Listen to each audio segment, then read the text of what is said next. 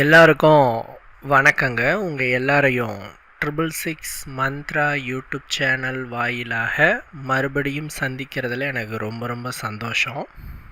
தொடர்ந்து நம்மளுடைய சேனல் மூலமாக ஆன்மீகம் சார்ந்த நிறைய பதிவுகளை பதிவேற்றம் செஞ்சுட்டு இருக்கிறோம். எல்லா பதிவுகளுமே உங்களுக்கு பயன் தரக்கூடிய வகையில் இருக்குன்னு நாம் நம்புகிறோம். இந்த தொடர்ச்சியான ஆன்மீக பயணத்தில் பல அன்பர்களினுடைய சந்தேகங்களுக்கு உண்டான விடைகளையும் நாம் அப்பப்போ சொல்லிக்கிட்டு தான் இருக்கிறோம். அப்படி ஒரு நண்பர் நம்மக்கிட்ட கேட்ட கேள்வி, வீட்டில் எந்த மாதிரியான தெய்வங்களின் புகைப்படங்களை வைத்து கும்பிடலாம் அல்லது விக்கிரகங்களை வைத்து கும்பிடலாம் அப்படின்னு கேட்டார். இதை கேட்ட உடனே நான் இதை பற்றி கண்டிப்பாக பேசணும்னு நினச்சேன். ஏன்னா இன்றைக்கி பல நண்பர்கள் எந்தெந்த தெய்வங்களை பிரதிஷ்டை செய்யணும்னு தெரியாமையே பிரதிஷ்டை பண்ணுறாங்க. இப்போ நீங்கள் அடுத்த கேள்வி கேட்கலாம், தெய்வங்களில் இதை தான் கும்பிடணும் அதை தான் கும்பிடணும் ஏதாவது வரையறை இருக்கிறதா அப்படின்னு கேட்டால் கட்டாயம் இருக்குது. கடவுள் என்பவன் ஒருவனே. அது வள்ளலாரினுடைய கூற்று. வள்ளலார் என்ன சொல்கிறார் அப்படின்னா, இறைவன் ஒருவனே, அவன் ஜோதி வடிவானவன் அப்படின்னு சொல்கிறார். ஆனால் இந்த ஜோதி வடிவு என்று சொல்லக்கூடியதுன்னா நெருப்பை தான் அவர் சொல்கிறாரு. இந்த நெருப்பு என்ன பண்ணுன்னு கேட்டிங்கன்னா, சமைச்சு பல பேரோட பசியையும் ஆற்றும். அதே நெருப்பு என்ன பண்ணும், நம்மளோட உடம்பையும் சுடும். அதே மாதிரி இருக்கக்கூடிய இடத்தையும் அழிக்கும், காட்டையும் அழிக்கும். இந்த மாதிரி நெருப்பு என்பது ஒரு சக்தி. அது பல இடங்களில் பல தேவைகளுக்கு பயன்படுகிறது. அதே மாதிரி தான் இறைவன் என்பவனும். அவனை எந்த மாதிரி பயன்படுத்துகிறார்களோ அந்த மாதிரி அவன் பலன்களை கொடுப்பான். உங்களுக்கு நல்லா தெரியும், துர்தேவத உபாசனை அப்படின்னுட்டு இருக்குது. அதாவது ரிக், யஜூர், சாம, அதர்வன என்று சொல்கிற இந்த 4 வேதங்களில் அதர்வன வேதம் முழுக்க துர்தேவத வழிபாடு தான். அந்த அதர்வன வேதத்தின் அதிபதியாக யார் வராங்க தெரியுமா? வாராகி தாய். உங்களுக்கு ஒரே ஷாக்காக இருக்கும், என்னங்க வாராகி தாயை போய் அதர்வன வேதத்தில் உபாசனை பண்ணுற மாதிரி சொல்கிறீங்க, என்னங்க அது அப்படின்னு கேட்டால், அந்த தாய் பார்த்தீங்கன்னா எப்படி அந்த தாயை நாம் ஆவாகனம் பண்ணுறோமோ அந்த மாதிரி அவள் பிரசன்னமாகி நமக்கு பலன்களை கொடுப்பாள். வாராகி தாயை நல்ல மந்திரங்கள் சொல்லி அவளை ஆவாகனம் பண்ணால் அவள் தாய் வடிவாக நமக்கு பலன்களை கொடுப்பாள். அவளையே துர்மந்திரங்கள் சொல்லி ஆவாகனம் பண்ணால் அவளே துர்தேவதையாகவும் அதற்குரிய வேலைகளை செய்வாள். இன்னும் உங்களுக்கு விளக்கமாக சொல்லணும்னா காளி மாதா. காளி அப்படிங்கிறது துர்தேவத உபாசனைக்கு பயன்படுத்துகிற ஒரு தெய்வம். ஆனால் அதே தெய்வத்தை நாம் நல்ல வேலைகளுக்கும் பயன்படுத்தலாம். காளிங்கிறவங்க ஒருத்தங்க தான். அந்த காளிங்கிற அந்த தெய்வத்தினுடைய மந்திரங்கள் பல வகையில் இருக்குது. அதில் நல்ல மந்திரங்களை சொன்னால் காளி நன்மை புரிவாள். துர்தேவதை ஆக்கி அந்த காளியை நாம் தீய மந்திரங்கள் சொல்லி அவளை கூப்பிட்டா அவளே கெட்டதையும் முடித்து கொடுப்பாள். செய்வன, பில்லி, சூன்யம் இது எல்லாமே துர்தேவதைகளை வச்சு செய்யக்கூடிய வழிமுறை தான். இப்போ அதை கேட்டோடனே உங்களுக்கே ஒரு ஷாக்காக இருக்கும், என்னங்க சொல்கிறீங்க அப்படின்னுட்டு. இது எல்லாமே வேதங்களில் சொல்லப்பட்டிருக்கு. ஆனால் ஒரு விஷயம், தெய்வம் அனைவருக்கும் ஒரே மாதிரியான பலன்களை தான் கொடுக்கும். இறைவன் பாரபட்சம் பார்க்கறதில்ல. நம்மளுடைய சுய விருப்பின் காரணமாக ஒருத்தரை அழித்தோம் அப்படின்னு சொன்னால் அந்த தெய்வம் அவர்களை அழித்தாலும் கூட அதற்குரிய கெட்ட பலன்களை நமக்கு திருப்பி கண்டிப்பாலும் கொடுக்கும். அதனால் ஒருத்தரை கெடுக்கிறது அப்படிங்கிறது மாந்திரீகத்தில் ஒரு மிக கொடிய ஒரு விஷயம். ஏன்னா மாந்திரீகம்ங்கிற உயரிய கலையை கெட்ட நோக்கத்தில் பயன்படுத்தினால் நீங்கள் எந்த தேவதையை உபாசனை பண்ணுறீங்களோ அந்த தேவதையே உங்களுக்கு காலனாக வந்து சேரும். சரிங்களா?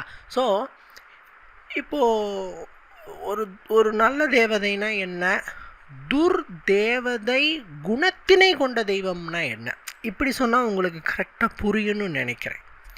இப்போது அம்பிகை இருக்காங்க, இப்போ காஞ்சி காமாட்சி இருக்கிறாங்க, மதுரை மீனாட்சி இருக்கிறாங்க. இவங்களும் அம்மன் தான். இவங்க சாந்த ரூபம், நல்ல செயல்களுக்கு செய்யக்கூடியவங்களாக இருக்கிறாங்க. அப்படியே இந்த பக்கம் ஆப்போசிட்டில் வாங்க, காட்டேரி இருக்கிறாங்க. காட்டேரியும் அம்மனின் ஒரு அவதாரம் தான். ஆனால் அவங்க என்ன பண்ணுறாங்க, துர்தேவத விஷயங்களுக்கு பயன்படுத்துகிறாங்க. காளி அப்படிங்கிறவங்க இருக்கிறாங்க. காளிலேயே 2 வகைகள் இருக்குது. சாதாரணமாக காளியம்மன் அப்படிங்கிறது ஊருக்கு இருப்பாங்க. அந்த காளியம்மனோட ஃபோட்டோ நம்ம வீட்டில் கூட ஒன்று இருக்குது. இன்னும் சொல்ல போனால் மேல்மலையின் ஒரு அங்காளம்மன் ஃபோட்டோ நம்ம வீட்டில் இருக்குது. அங்கு அந்த தாய் எப்படி இருக்காங்க, உள்ள சாந்த ரூபினியாக இருக்காங்க. அந்த தாயோட புகைப்படத்தை அழகாக வச்சு நீங்கள் கும்பிடலாம். அதுவே மயான காளி அப்படியே உக்கிரமாக அப்படியே கழுத்தில் மாலை போட்டுட்டு கையில் தலை வச்சுட்டு அப்படியே நாக்கை வெளியே நீட்டிட்டு துர் பார்வையோட அந்த தாயை பார்க்கும் போதே நமக்கு அப்படியே கொலை நடுங்கும். இந்த மாதிரி ரூபத்தில் இருக்கிறவங்க பார்த்தீங்கன்னா கோபமாக இருக்காங்கன்னு அர்த்தம். அதே மாதிரி நாம் அந்த உருவத்தில் நாம் தேவியை வீட்டில் வச்சு கும்பிடும்போது நமக்கு நல்ல அதிர்வலைகள் கிடைக்காது. தெய்வம் ஒன்று தான், ஆனால் அவங்களுடைய குணங்களின் அடிப்படையில் நமக்கும் அதற்கு ஏற்றால் போல பலாபலன்கள் கிடைக்கும். ஸோ எக்காரணம் கொண்டும் வீடுகளில் துர்தேவத வழிபாடு கூடாது. அடுத்தது என்ன அப்படின்னு பார்த்தீங்கன்னா, தெய்வமே அம்மனாக இருந்தாலும் சரி, யாராக இருந்தாலும் சரி. இப்போ பார்த்தீங்கன்னா பெருமாளையே கும்பிட்றோம். பெருமாளோட அவதாரங்களில் கிருஷ்ண அவதாரம், ராம அவதாரம், இந்த மாதிரி அவதாரங்கள்லாம் இருக்குது. பட் யாரும் நரசிம்ம அவதாரத்தை வீட்டில் வச்சு கும்பிட மாட்டாங்க, ஏன்னா அது உக்கிர ரூபம். இந்த மாதிரி எந்த தெய்வம் உக்கிர ரூபத்தில் காட்சி தருகிறதோ அந்த தெய்வத்தின் புகைப்படங்களை வீட்டில் வைத்து பிரதிஷ்டை செய்யக்கூடாது என்பது விதி. இன்னைக்கு நிறைய பேர் காளியோட பக்தர்களாக இருக்கிறாங்க. காளியோட ஃபோட்டோ வச்சு வீட்டில் கும்பிட்றாங்க. இப்போ அது கொஞ்சம் ட்ரெண்டில் போயிட்டுருக்குது. பட் மாந்திரீக அடிப்படையில் காளியம்மனின் பிரதிஷ்டை வந்து ஒரு குடும்பத்தில் இருக்கிறவங்க அந்த உக்ர ரூபத்தில் இருக்கிற அந்த காளியோட வழிபாடு செய்கிறதுங்கிறது ஏற்புடையது அல்ல அப்படின்னு சொல்கிறோம். அதுக்குன்னு தனியான இடம் இருக்குது, அதுக்குன்னு தனியான பூஜைகள் நான் செஞ்சுக்கிறேன், அதை நான் எடுத்துகிட்டு வந்து வீட்டில் வைக்க மாட்டேன் அப்படின்னா ஓகே. பட் ஒரு குடும்பமாக வாழ்ந்துட்டுருக்க ஒரு வீடுகளில் உக்ர தெய்வ வழிபாடு என்பது கூடாது. அதே நேரத்தில் துர்தேவத வழிபாடும் கூடாது. இந்த துர்தேவத வழிபாடு அப்படிங்கும்போது இப்போ இந்த காட்டேரிய ஆவாகனம் பண்ணுவாங்க, குட்டிச்சாத்தான்கள் ஆவாகனம் பண்ணுவாங்க, யக்ஷினிகள் ஆவாகனம் பண்ணுவாங்க. அதேமாதிரி இந்த வாராகின்னு சொன்னோம் இல்லையா, வாராகியில் 2 ரூபங்கள் இருக்குது. சாந்த ரூபத்தில் இருக்கிற தாயுள்ளத்தோடு இருக்கிற வாராகி இருக்கிறாங்க. அந்த ஃபோட்டோ சிலைகள் இதெல்லாம் வீட்டில் வச்சு நீங்கள் பிரதிஷ்டை பண்ணலாம், கும்பிடலாம். அதே நேரத்தில் வாராகி உக்கிரமாக இருப்பாங்க, அவங்க அப்படியே கோபமாக இருப்பாங்க. அவங்க பார்த்திங்கன்னா அதர்வன வாராகின்னு அவங்கள சொல்லுவாங்க. அவங்கள வீட்டில் வச்சு பிரதிஷ்டை பண்ணக்கூடாது. இன்னும் உங்களுக்கு சிம்பிளாக சொல்லணும்னா, அவங்கள பார்க்கும்போதே அந்த தாய் உள்ளத்தோட கருணையோட உங்களுக்கு காட்சி தர மாதிரியான தோற்றத்தில் இருந்தாங்கன்னா நீங்கள் தாராளமாக வீட்டில் வச்சு கும்பிடலாம். சரிங்களா? இப்போ உங்களுக்கு நல்லா புரிஞ்சிருக்குன்னு நினைக்கிறேன். சரிங்க. சிலைகள் அதை பற்றி கொஞ்சம் சொல்லுங்கள் அப்படின்ட்டு. விக்கிரகங்கள் பொதுவாக வீடுகளில் சிலைகளை நாம் வைக்கிறதுக்கு எந்த விதமான சாஸ்திரங்களும் வழிகாட்டுதல் கொடுக்கல. ஏன்னா ஒரு வீடுகளில் சிலைகளை வச்சு பிரதிஷ்டை பண்ணும்போது அதுக்குரிய ஆச்சார அனுஷ்டானங்கள் அப்படின்னுட்டு இருக்குது. வீடுகளில் அதை வச்சு அந்த பூஜைகள் பண்ணி அந்த வழிபாடுகள் செய்கிறதுக்கு முறையான ஒரு வழிகாட்டுதல் இல்லை. இப்போது கோயிலில் செய்கிறோம்னா அதற்கு பார்த்திங்கன்னா சாஸ்திரம் இருக்குது. அந்த கோயிலில் செய்வதற்கு எப்படி செய்யணுன்ட்டு சனாதன தர்ம விஷயங்கள்லாம் இருக்குது. அதை பயன்படுத்தி நம்ம கோயில்களில் பூஜை வழிபாடு 4 ஜாம பூஜை இது எல்லாமே செய்கிறோம், நிவேதனம் படைக்கிறோம். பட் வீடில் ஒரு சிலையை வச்சு பிரதிஷ்டை பண்ணும்போது இதுக்கான வழிமுறைகள் என்ன அப்படின்ட்டு சொல்லப்படலை. ஏன் அப்படி சொன்னாங்கன்னா, வீடுகளில் முடிந்த அளவிற்கு சிலைகளை வைத்து வழிபாடு செய்வதை தவிர்க்க வேண்டும் அப்படின்னு சொல்கிறாங்க. ஏன்னா வீடுகளில் சிலைகளை வைத்து வழிபாடுகள் செய்யும்போது அந்த சிலைக்கு உயிர் வருவதற்கு நாம் விஷயங்களை செய்யணும். இப்போ கோயிலில் சிலை இருக்குதுன்னா அதுக்கு உயிர் வரத்துக்கு பல விஷயங்கள் செய்வாங்க. அதை நாம் வீடுகளில் செய்ய முடியாது. அப்படி இருக்கிறச்சே ஒரு உயிரில்லாத சிலையை வைத்து வழிபாடு செய்யும்போது அது ஒரு தோஷமாக மாறுது அப்படின்ட்டு சொல்கிறது. ஸோ சிலை வழிபாடு வீட்டில் கூடாது. இதுக்கு ஏதாவது விதிவிலக்கு இருக்குதா அப்படின்னு கேட்டால் இருக்குது. கட்டை விரல் சைஸுக்கு மேலே இருக்கிற சிலையை மட்டும்தான் வீடுகளில் வைத்து வழிபாடு செய்யக்கூடாது. கட்டை விரல் சைஸுக்கோ அல்லது கட்டை விரலை விட கொஞ்சம் பெருசாக இன்னும் கொஞ்சம் லைட்டாக இருக்குது. என்ன சொல்லப்போனால் உங்கள் ஆள்காட்டி விரல் சைஸுக்கு ஒரு சிலை இருக்குது அப்படின்னு சொன்னால் நீங்கள் தாராளமாக வீடுகளில் வைத்து வழிபாடுகள் செய்யலாம். அதற்கு நீங்கள் பூஜைகளோ அபிஷேகங்களோ அனுதினமும் செய்ய வேண்டிய அவசியம் இல்லை. நீங்கள் எப்படி ஒரு ஃபோட்டோ வச்சு எப்படி கும்பிட்றீங்க அதே மாதிரி நீங்கள் வச்சு கும்பிடலாம்.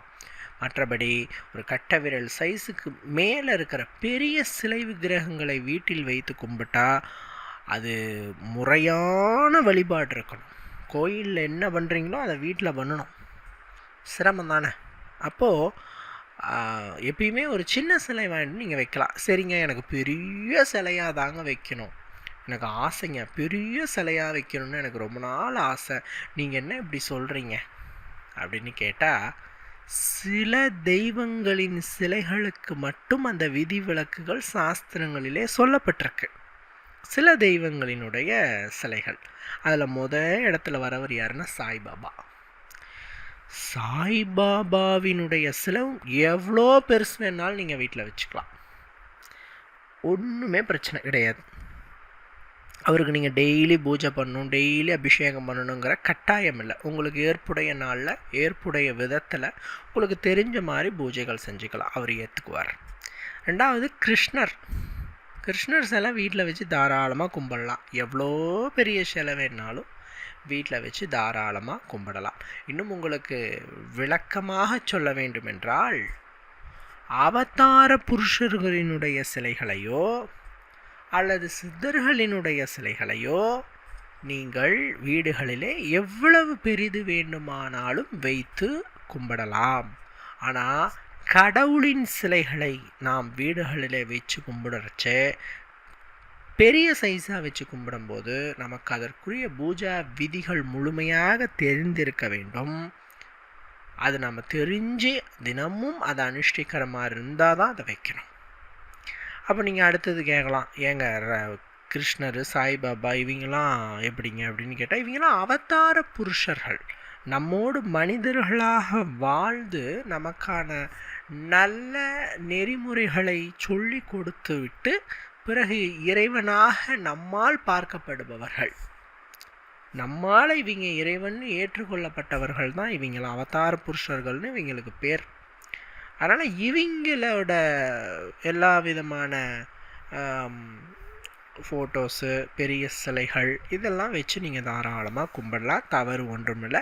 இது இல்லாமல் இன்னும் சில பேர் கேட்குறாங்க, குலதெய்வத்தின் ஃபோட்டோஸ் வீட்டில் வைக்கலாமா அப்படின்ட்டு கேட்குறாங்க. இது பல பேருடைய கேள்வி. ஏன்னா பல பேரோட கிராம தேவதைகள் பார்த்திங்கன்னா கருப்பனாராக இருப்பாங்க, முனியப்பனாக இருப்பாங்க, ஐயனாராக இருப்பாங்க. இவங்கெல்லாம் வச்சு நாம் கும்பிடலாமா அப்படின்னு கேட்பாங்க. நான் ஆரம்பத்தில் அதே தான் சொன்னேன். இவங்க எல்லாமே உக்கிர தெய்வங்கள்.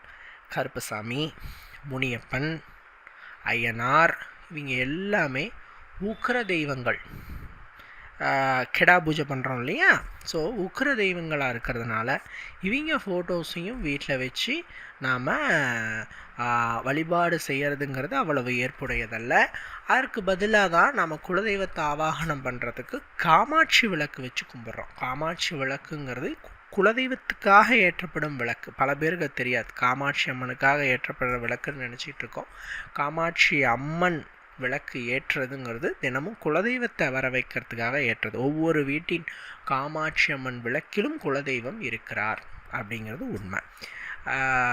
பட் ஆனால் அதே நேரத்தில் சிலரினோட குலதெய்வம்லாம் சாந்த ரூபிணியாக இருப்பாங்க. இன்னும் சொல்லப்போனால்